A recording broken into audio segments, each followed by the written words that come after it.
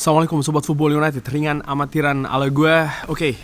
Ada kabar dari channel Fabrizio Romano terkait dengan informasi di Manchester United. Ada dua fokus di sana, dua topik besar, tapi ingin gue bagi video kali ini juga menjadi dua informasinya. Yang pertama ini terkait dengan seperti apa masa depan Erik ten Hag di Manchester United, beserta juga bagaimana rencana dengan manajemen klub. Jadi situasi saat ini sulit ya di klub, hanya menang 1 dari 7 pertandingan terakhir. Ada banyak spekulasi, ada banyak pendapat. Menurut Fabrizio Romano, sekali lagi ini Fabrizio Romano yang mengatakan kalau ada banyak pendapat dari fans, tentu saja ada yang menyalahkan pelatih, ada yang menyalahkan owner, ada yang menyalahkan manajemen, ada yang menyalahkan juga tim medis dari Manchester United yang cedera cukup besar ya. Tapi menurut Fabrizio Romano, permasalahan di Manchester United ini jelas karena adanya cedera yang cukup banyak. Total ada 60 kasus di sana, ada 60 kasus permasalahan pemain yang absen. Dan ini tentu saja memberikan permasalahan ataupun juga halangan yang sangat besar untuk skuad menuju kompetisi yang sedang berjalan ini untuk bisa mencapai target-targetnya. Disebutkan oleh Fabrizio Romano situasi dengan Erik ten Hag, dia bicara sejujurnya bahwa ada pembicaraan yang positif dengan Ineos. Dia juga terlibat di pembicaraan terkait dengan proyek tahun depan ya, dimulai dari situasi di musim panas, transfer dan lain-lain.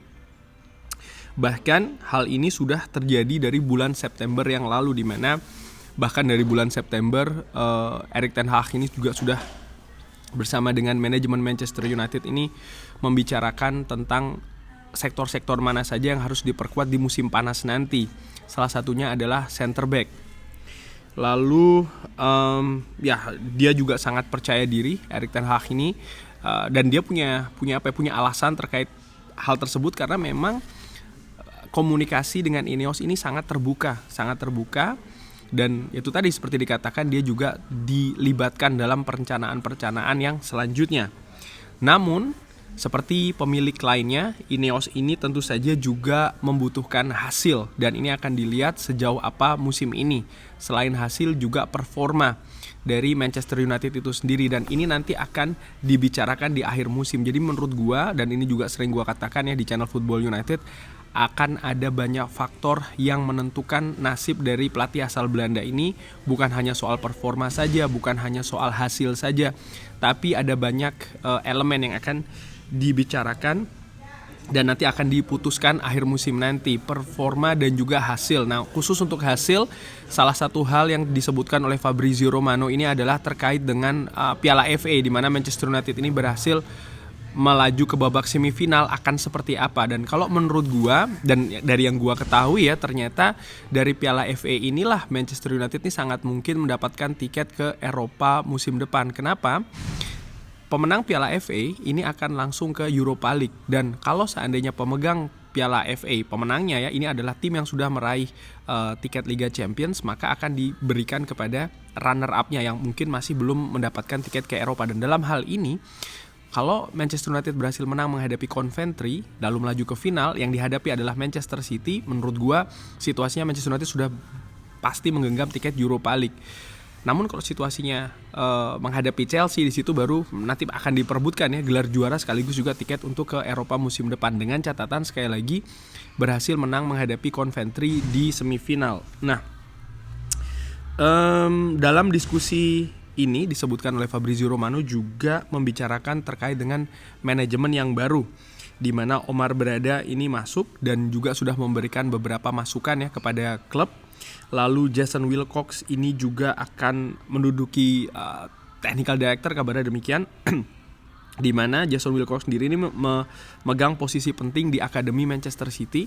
Sempat disebutkan dia juga diminati oleh Liverpool, tapi Fabrizio Romano menyanggah kabar tersebut. Sekarang ini tentang kompensasi untuk Southampton.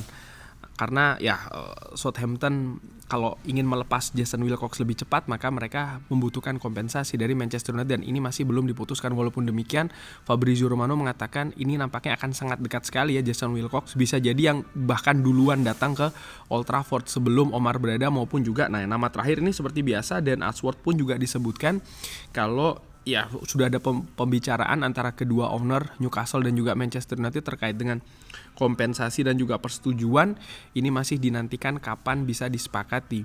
Ini merupakan roda besar ya di elemen-elemen manajemen Manchester United dan ya ini juga akan sangat menentukan masa depan terkait dengan Erik ten Hag karena nanti juga akan dibicarakan didiskusikan ya di akhir musim akan seperti apa. Dan menurut gue dan selalu gue katakan ini kemungkinannya masih sangat terbuka, masih sangat 50-50 dengan banyak faktor yang akan dipertimbangkan di sana.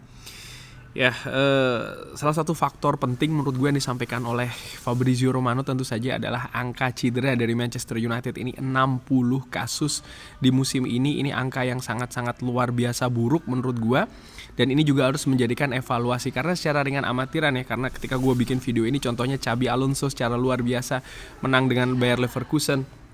Lalu juga bagaimana Girona, tim ini juga memiliki performa yang bagus, bahkan Aston Villa contohnya. Tapi gue juga membayangkan manajer top kelas dunia ketika datang ke sebuah tim katakanlah Manchester United dengan angka kasus cedera yang 60 dalam satu musim sejauh ini kan hal yang sangat sangat mengganggu, terutama bagi pelatih yang baru memasuki musim keduanya di Manchester United. Lalu ada banyak perubahan, contohnya terkait dengan kerangka manajemen. Ini kan hal yang menurut gue juga akan memberikan tantangan dan juga serta kesulitan. Belum lagi problema-problema internal yang terjadi dengan pemain-pemain yang sudah ada. Ini akan betul-betul situasi yang sangat jauh dari ideal.